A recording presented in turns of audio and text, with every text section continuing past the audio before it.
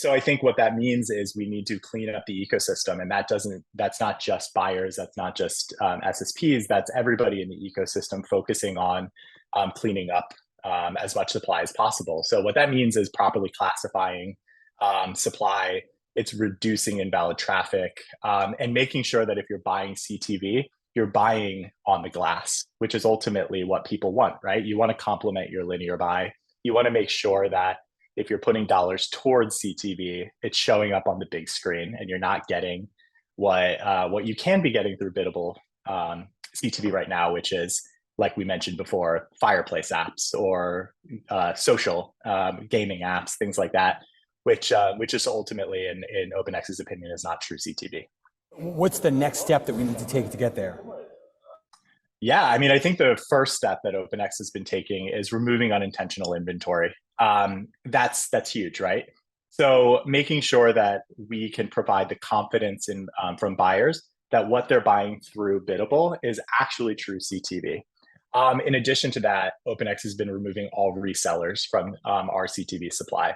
So any buy that you would think to go through OpenX is going to be true CTV on the glass, and ultimately is going to not have any reseller included in that. So I would say this new initiative that we've been focusing on, what we're working towards is giving buyers and publishers the confidence to trust that biddable CTV is a strategy that they can actually start implementing. And there's a lot of value in that, because buyers ultimately want to be able to transact biddably in CTV. It's just without the confidence and without that transparency, it's been really challenging for them to take on that strategy.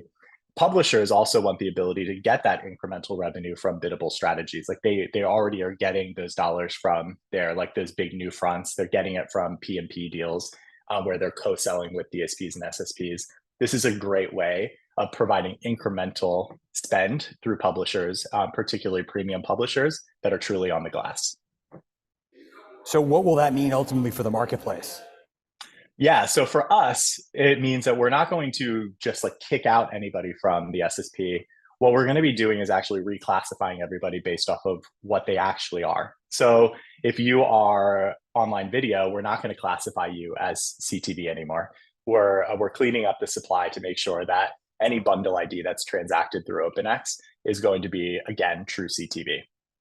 So we have a goal of transforming CTV into true TV, and allowing those publishers to confidently place their premium supply into biddable strategies for buyers. And again, it creates a great two-sided marketplace where publishers are happy because they are getting those incremental revenue, and buyers are happy because they have the ability to scale their CTV buys. I think right now, one of the challenges, you hit Q4 and your client gives you some incremental money. You can't go to all of those new front type buys anymore and just say, hey, we have an extra couple of $millions.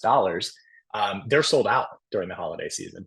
So implementing these strategies are going to be really important for the growth and scale of CTV.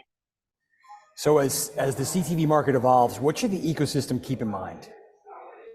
Yeah, there's a lack of clarity for a lot of buyers. We hear this a lot, that a bundle ID is almost like a black box in itself. They get a bundle ID and they really have no idea what's included in that bundle ID. So we're going through the exercise, and have been going through the exercise for a while, of matching what basically the content or the app is within that bundle ID. So again, it's all about full transparency. If you're buying through OpenX and TV Plus, you know exactly what you're buying, not just at the bundle ID, but what is included in that bundle ID.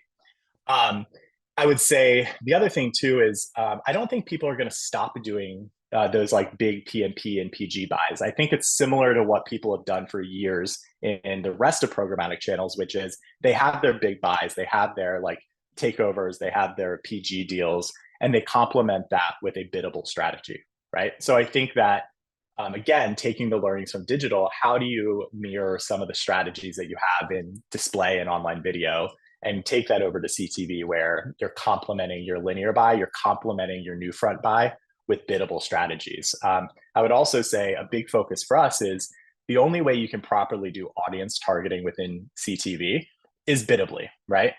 And I think that if we clean up the supply and we get supply in a place that buyers are comfortable with biddable strategies, which again is the whole intent of TV Plus, it gives buyers the ability to also start looking at audience strategies. So not just getting the confidence to do biddable, but also the confidence to layer on targeting. And I think that that's going to be huge for how CTV evolves and how it complements both linear and those new front buys.